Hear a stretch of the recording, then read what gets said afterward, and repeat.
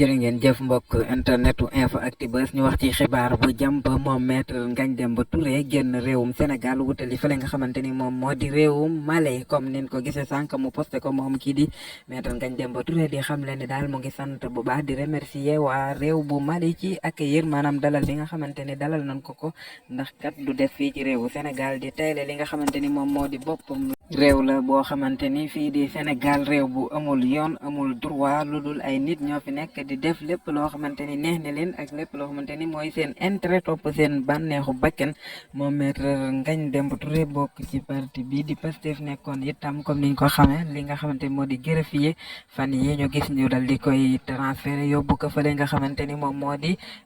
Matam ngir rek ñu bari jàpp ni lit waral loole mooy wàllu politique kenn ku ne xam na ko engagement bi nga xamante ni moom la amoon moom mii moon mujjoon nekk sax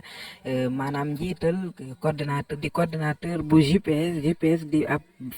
bànqaas di ndaw yi nga xamante ni ñoo bokk ci parti bi di Pastef kon daal mu xam le ni génn na réewum Sénégal dem wutali fa la nga xamante ni moo di réewum Mali jërë ngeen jëf Info Actubuzz